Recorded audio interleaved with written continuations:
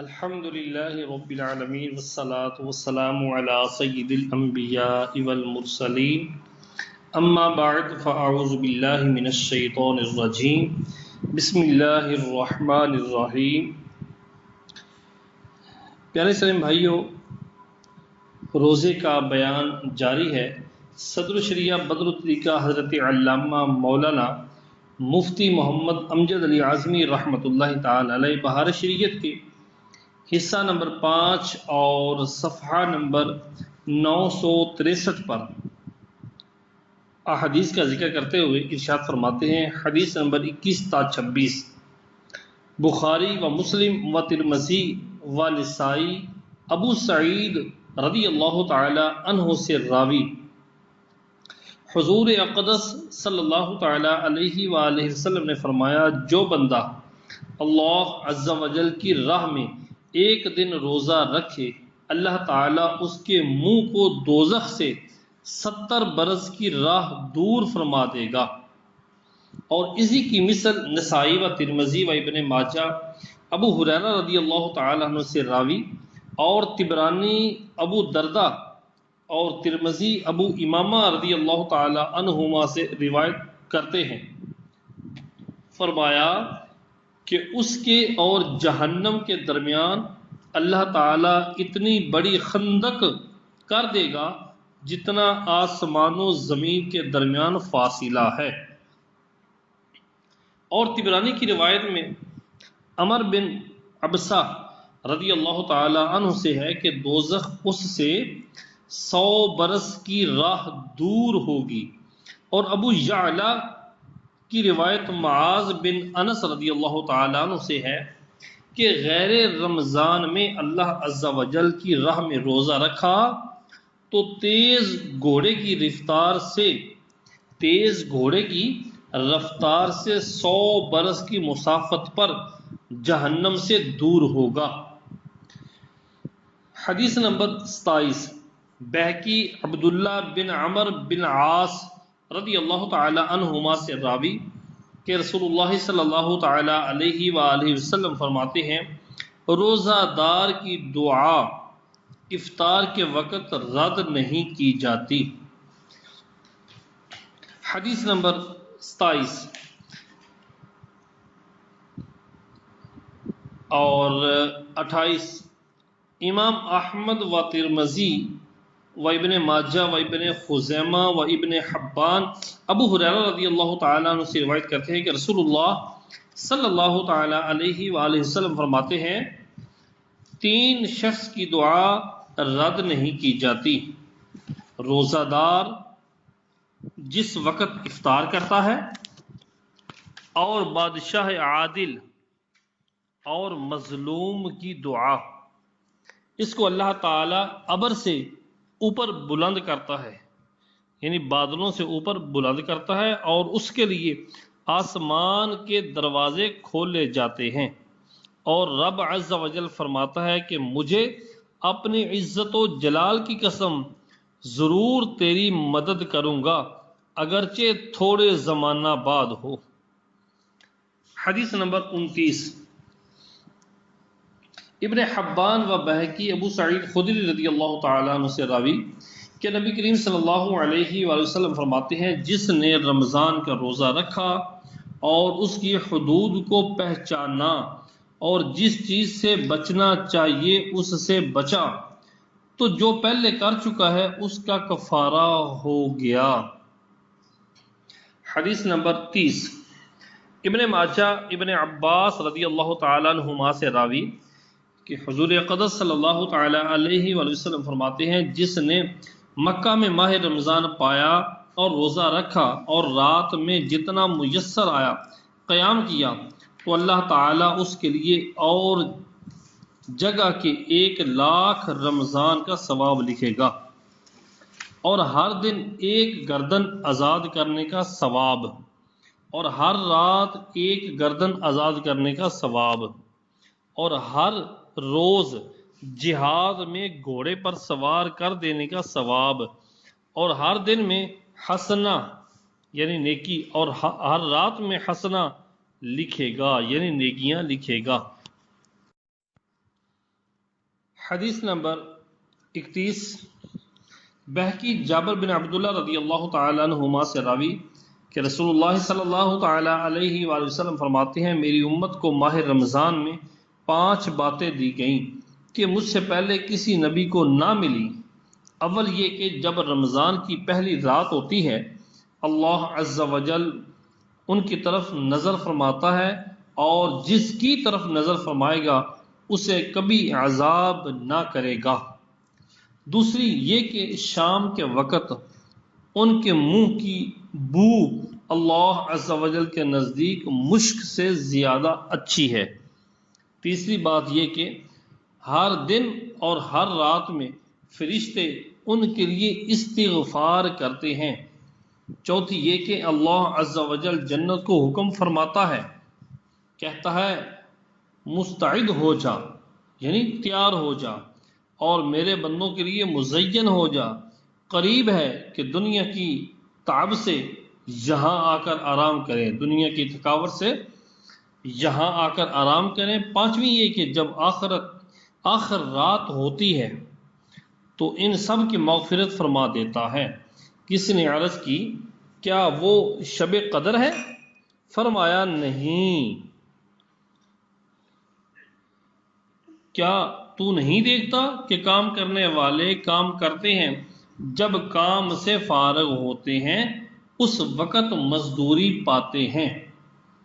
حدیث نمبر 32 تا 34 حاکم نے کعب بن عجرہ رضی اللہ تعالی عنہ سے یہ روایت کی، رسول اللہ صلی اللہ علیہ وآلہ وسلم نے فرمایا سب لوگ ممبر کے پاس حاضر ہوں، ہم حاضر ہوئے۔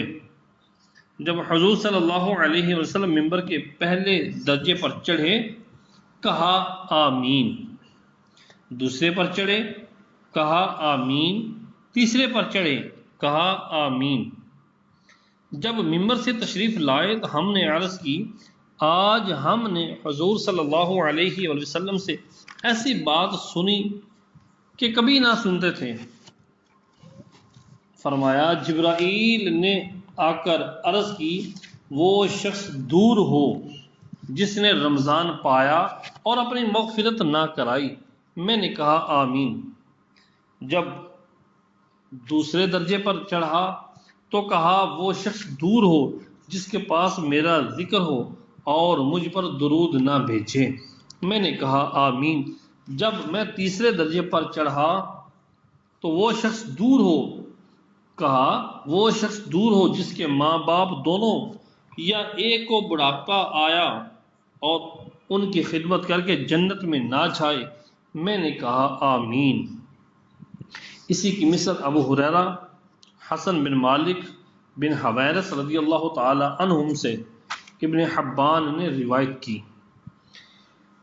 حدیث نمبر 35 اصبہانی نے ابو ہریرہ رضی اللہ تعالیٰ عنہ سے روایت کی کہ رسول اللہ صلی اللہ علیہ وسلم نے فرمایا جب رمضان کی پہلی رات ہوتی ہے اللہ عز و جل اپنی مخلوق کی طرف نظر فرماتا ہے، اور جب اللہ عز و جل کسی بندے کی طرف نظر فرمائے گا تو اسے کبھی عذاب نہ دے گا، اور ہر روز 10 لاکھ کو جہنم سے آزاد فرماتا ہے، اور جب 29ویں رات ہوتی ہے تو مہینے بھر میں جتنے آزاد کیے ان کے مجموعے کے برابر اس ایک رات میں آزاد کرتا ہے۔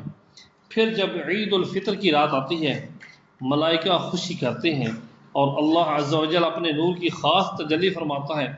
فرشتوں نے عرض فرمایا، فرشتوں سے فرمایا اے گروہ ملائکہ اس مزدور کا کیا بدلہ ہے جس نے کام پورا کر لیا؟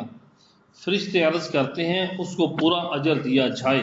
اللہ عز و جل فرماتا ہے میں تمہیں گواہ کرتا ہوں کہ میں نے ان سب کو بخش دیا۔ حدیث نمبر 36 ابن خزیمہ نے ابو مسعود غفاری رضی اللہ تعالی عنہ سے ایک طویل حدیث عمر کا روایت کی، اس میں یہ بھی ہے کہ حضور صلی اللہ علیہ وسلم نے فرمایا اگر بندوں کو معلوم ہوتا کہ رمضان کیا چیز ہے تو میری امت تمنا کرتی کہ پورا سال رمضان ہی ہو۔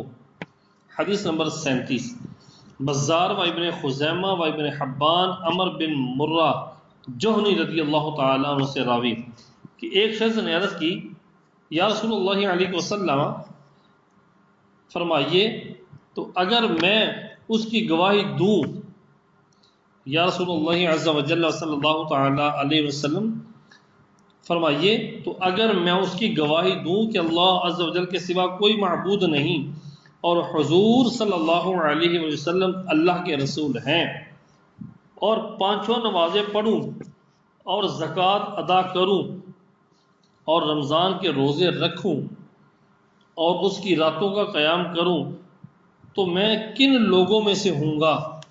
فرمایا صدیقین اور شہداء میں۔ یہاں تک صاحب بہار شریعت احادیث مبارکہ کا ذکر فرما رہے تھے کہ جن میں روزہ رکھنے کی کتنی فضیلتیں اور برکتیں ہیں اور نہ رکھنے کی کتنی وعیدیں ہیں، اور صفحہ نمبر 966 سے مسائل فقیہ کا ذکر کرتے ہیں۔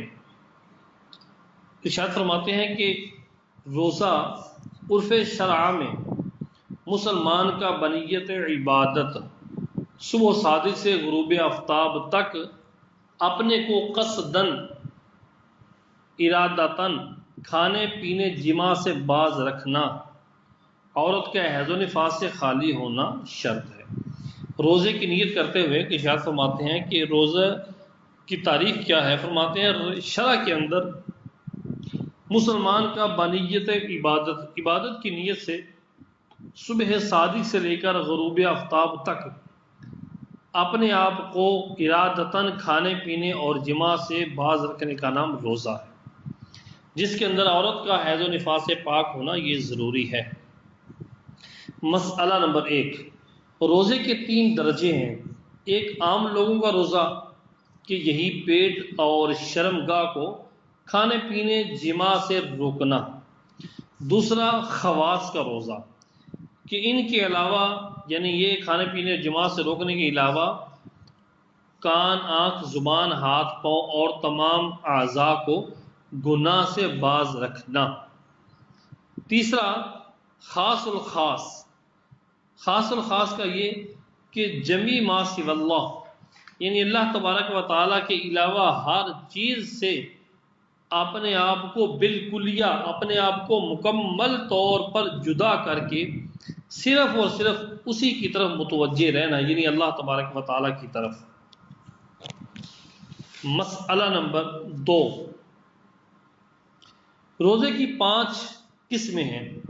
نمبر 1 فرض، نمبر 2 واجب، نمبر 3 نفل، نمبر 4 مکروہ تنزیہی اور نمبر 5 مکروہ تحریمی۔ فرض و واجب کی 2 قسمیں ہیں، معین و غیر معین۔ فرض معین فرض معین کسے کہتے ہیں؟ جیسے ادائے رمضان، رمضان کا روزہ ادا کرنا یہ فرض بھی ہے اور معین بھی ہے۔ فرض غیر معین جیسے قضائے رمضان، فرض تو ہے لیکن معین نہیں ہے، یعنی جب قضا ہو گیا تو اب جب بھی رکھیں گے وہ غیر معین ہی ہے۔ اور روزہ کفارہ، قضائے رمضان اور کفارے کا روزہ یہ فرض غیر معین ہے۔ آگے ہے واجب معین، واجب کو معین کر لینا، واجب کی تعیین کر لینا، جیسے نذر معین منت مان لینا، نذر معین منت مان لینا، مخصوص دن کا روزہ رکھ کر منت ماننا اس کو کہتے ہیں نذر معین۔ واجب غیر معین جیسے نذر مطلق، یعنی نذر مطلق یعنی جس کے اندر کسی دن کو معین نہ کیا جائے وہ نذر مطلق ہوتا ہے۔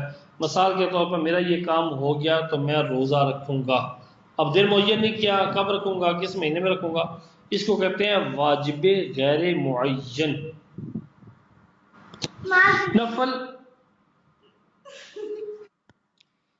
نفل 2 ہیں، نفل مسنون، نفل مستحب۔ نفل مسنون یعنی سنت کے مطابق نفل روزہ، اور نفل مستحب یعنی مستحب نفل مستحب جیسے عاشورہ یعنی 10ویں محرم کا روزہ، 10ویں محرم کا روزہ، اور اس کے ساتھ نامی کا بھی، اور ہر مہینے میں 13ویں 14ویں اور 15ویں، اور عرفہ کا روزہ، یوم عرفہ، پیر اور جمعرات کا روزہ، شش عید کے روزے یعنی عید الفطر کے بعد جو 6 روزے شوال میں رکھتے ہیں، شش عید کے روزے، صوم داؤد علیہ السلام، صوم داؤد سے مراد ہے ایک دن روزہ اور ایک دن افطار۔ داؤد علیہ السلام اس طرح فرماتے تھے ایک دن روزہ رکھتے اور ایک دن افطاری کرتے، ایک دن نہیں رکھتے، تو ان کو کہتے ہیں صوم داؤد۔ اچھا آگے مکروہ تنزیہی، یعنی جس دن روزہ رکھنا مکروہ تنزیہی ہے، وہ کیا ہے؟ جیسے صرف ہفتہ کے دن روزہ رکھنا، نوروز و مہرگان کے دن روزہ۔ یہ نوروز اور مہرگان کے دن روزہ یہ کیا ہے؟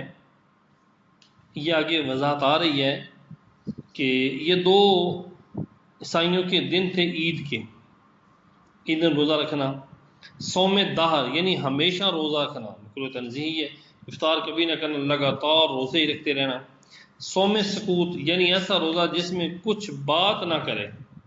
صوم وصال کے روزہ رکھ کر افطار نہ کرے، یعنی ہم تو افطاری ٹائم افطار کر لیتے ہیں، تو صوم وصال یہ تو افطار نہیں کیا، اگلے دن کا پھر روزہ رکھ دیا بغیر افطاری کیے، اور دوسرے دن پھر روزہ رکھے، یہ سب مکروہ تنزیہی ہیں۔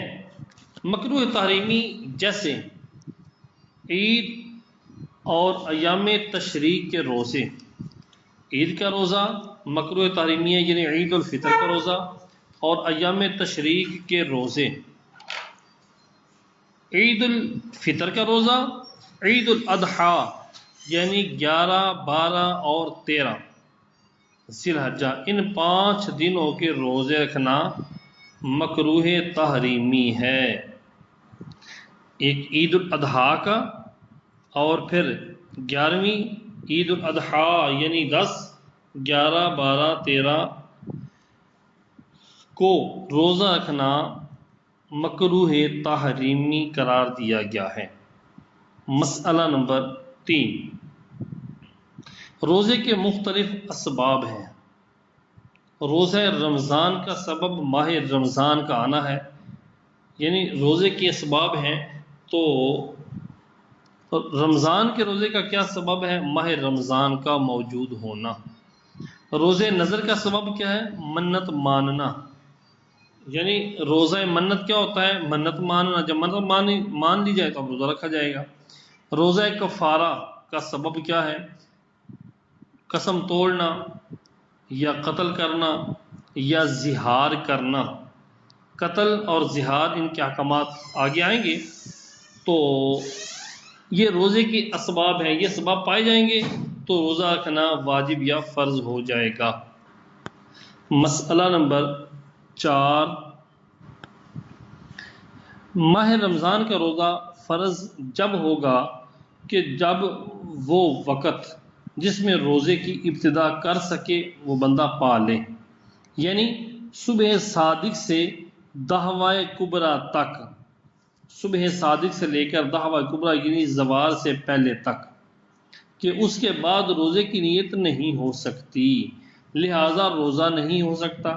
اور رات میں نیت ہو سکتی ہے مگر روزے کی محل نہیں، رات میں روزہ رکھنا اس کا محل نہیں، لہذا اگر مجنون کو، جس پر جنون طاری ہوتا ہے، اگر مجنون کو رمضان کی کسی رات میں ہوش آیا اور صبح جنون کی حالت میں ہوئی، جب صبح ہوئی تو جنون تھا، یا دہوہ کبریٰ کے بعد کسی دن ہوش آیا، تو اس پر رمضان کے روزے کی قضا نہیں، اس جن دنوں میں اس کو جنون ہے، جبکہ پورا رمضان اسی جنون میں گزر جائے۔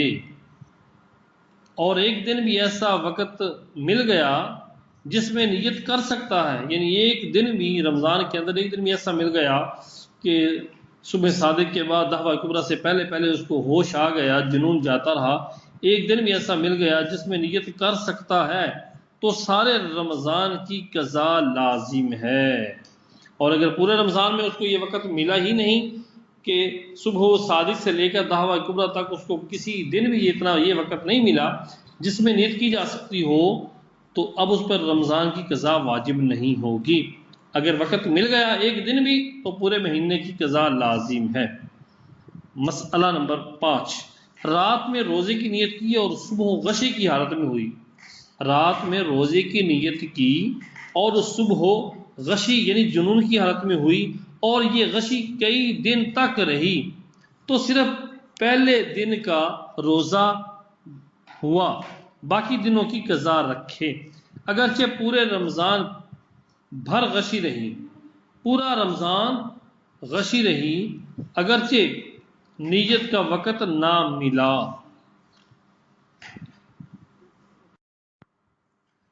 مسئلہ نمبر 6، ادائے روزے رمضان یعنی رمضان کے جو ادا روزے ہیں اور نظر معین اور نفل کے روزوں کے لیے نیت کا وقت غروب آفتاب سے لے کر دعویٰ کبریٰ تک ہے، یعنی غروب آفتاب سے شام کے وقت جب افطاری کرتے ہیں اس وقت سے لے کر اگلے دن دعویٰ کبریٰ تک، زوال کا ٹائم شروع ہونے سے پہلے تک، یہ 3 روزے ہیں، ادائے روزہ رمضان، نظر معین اور نفل کا روزہ۔ ان تینوں کی نیت زوال سے پہلے تک کر سکتے ہیں، اگر نیت کر لی تو یہ روزے ہو جائیں گی۔ لہٰذا آفتاب ڈوبنے سے پہلے اگر کسی نے نیت کی کہ کل روزہ رکھوں گا، پھر وہ بندہ بے ہوش ہو گیا اور دعویٰ کبریٰ کے بعد ہوش آیا تو یہ روزہ نہ ہوا، اور آفتاب ڈوبنے کے بعد نیت کی تھی تو پھر یہ روزہ ہو گیا۔ مسئلہ نمبر 7، دعویٰ کبریٰ نیت کا وقت نہیں بلکہ اس سے پیشتر، اس سے پہلے نیت ہو جانا ضروری ہے، اور اگر خاص اس وقت یعنی جب وقت آفتاب خط نصف النہار شرعی پر پہنچ گیا، جس وقت آفتاب جو ہے وہ خط نصف النہار شرعی یعنی جس وقت سورج عین سر کے اوپر آ گیا، اس وقت اگر کوئی نیت کرتا ہے روزے کی تو یہ نیت نہیں ہوگی، تو روزہ نہیں ہوگا۔ مسئلہ نمبر 8، نیت کے بارے میں نفل عام ہے، سنت و مستحب و مکروہ یہ بات سب کو شامل ہے۔ نیت کے بارے میں جب کوئی نفلی روزے کی نیت کریں تو اس میں سنت کی نیت کریں، مستحب کی کریں، مکروہ، یہ سب کو شامل ہے کہ ان سب کے لیے نیت کا وہی وقت ہے۔ مسئلہ نمبر 9، جس طرح اور جس جگہ بتایا گیا کہ نیت دل کے ارادے کا نام ہے، زبان سے کہنا شرط نہیں، یعنی جس مقام پر بھی یہ کہا گیا کہ نیت کر لیں تو اس سے مراد، نیت سے مراد کیا ہوتا ہے؟ دل کے ارادے کا نام نیت ہے، زبان سے کہنا شرط نہیں۔ یہاں بھی وہی مراد ہے، مگر زبان سے کہہ لینا مستحب ہے۔ اگر رات میں نیت کرے تو یوں کہے، نویت ان اصوم غدا للہ تعالی من فرد رمضان ھذا، یعنی میں نے نیت کی کہ اللہ عز و جل کے لیے اس رمضان کا فرض روزہ کل رکھوں گا۔ اور اگر وہ دن میں نیت کرتا ہے، صبح صادق کے بعد دن میں جا کے نیت کرتا ہے دعویٰ کبریٰ سے پہلے تو یہ نیت کرے، نویت ان اصوم ھذا اليوم للہ تعالی من فرد رمضان، میں نے نیت کی کہ اللہ تعالیٰ کے لیے آج رمضان کا فرض روزہ رکھوں گا۔ اور اگر تبرک و طلب توفیق کے لیے نیت کے الفاظ میں انشاءاللہ تعالی بھی ملا لیا تو حرج نہیں، اور اگر پکا ارادہ نہ ہو، مذبذب ہو، شک میں ہو تو نیت ہی کہاں ہوئی، یعنی نیت ہی نہیں ہوگی۔ مسئلہ نمبر 10، دل میں نیت کرے تو ضرور ہے کہ نیت کرے کہ میں صبح صادق سے روزے دار ہوں، اور اگر یہ نیت ہے کہ اب سے روزہ دار ہوں، صبح سے نہیں تو روزہ نہ ہوا۔ مسئلہ نمبر 11، اگرچہ ان تین قسموں کے روزوں کی نیت دن میں بھی ہو سکتی ہے، ادائے روزہ رمضان، نظر معین اور نفلی روزہ، اگرچہ ان تینوں قسموں کے روزوں کی نیت دن میں بھی ہو سکتی ہے مگر رات میں نیت کر لینا مستحب ہے۔ مسئلہ نمبر 12، یوں نیت کی کہ کل کہیں دعوت ہوئی تو روزہ نہیں، اور اگر نہ ہوئی تو روزہ ہے، یہ نیت صحیح نہیں، بہرحال وہ روزے دار نہیں ہوگا۔ مسئلہ نمبر 13، رمضان کے دن میں روزے کی نیت ہے، رمضان کے دن میں نہ روزے کی نیت ہے نہ یہ کہ روزہ نہیں، بالکل خالی۔ رمضان کے دن میں نہ روزے کی نیت ہے نہ یہ کہ روزہ نہیں، مطلقاً ہے، اگرچہ معلوم ہے کہ یہ مہینہ رمضان کا ہے تو روزہ نہ ہوا۔ مسئلہ نمبر 14، رات میں نیت کی پھر اس کے بعد رات ہی میں کھایا پیا تو نیت جاتی نہ رہی، وہی پہلی نیت کافی ہے، پھر سے نیت کرنا ضرور نہیں۔ مسئلہ نمبر 14 دوبارہ سماعت فرمائیے، رات میں نیت کی پھر اس کے بعد رات میں ہی کچھ کھا پی لیا تو نیت جاتی نہ رہی، نیت ٹوٹی نہیں، وہی پہلی نیت کافی ہے، پھر سے نیت کرنا ضرور نہیں۔ مسئلہ نمبر 15، عورت حیض و نفاس والی تھی، اس نے رات میں کل روزہ رکھنے کی نیت کی اور صبح صادق سے پہلے حیض و نفاس سے پاک ہو گئی تو روزہ صحیح ہو گیا جی۔ مسئلہ نمبر 16، دن میں وہ نیت کام کی ہے کہ صبح صادق سے نیت کرتے وقت تک روزے کے خلاف کوئی امر نہ پایا گیا ہو، لہذا اگر صبح صادق کے بعد بھول کر بھی کھا پی لیا یا جمع کر لیا تو اب نیت نہیں ہو سکتی، مگر معتمد یہ ہے، مفتہ وہی یہی بات ہے کہ بھولنے کی حالت میں اب بھی نیت صحیح ہے۔ مسئلہ نمبر 17، جس طرح نماز میں کلام کی نیت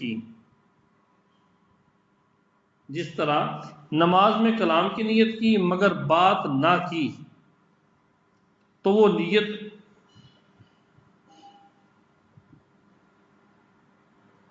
دوبارہ سماعت فرمائیے۔ مسئلہ نمبر 17، جس طرح نماز میں کلام کی نیت کی مگر بات نہ کی تو نماز فاسد نہ ہوگی، یوں ہی روزے میں توڑنے کی نیت سے روزہ نہیں ٹوٹے گا جب تک توڑنے والی چیز نہ کرے۔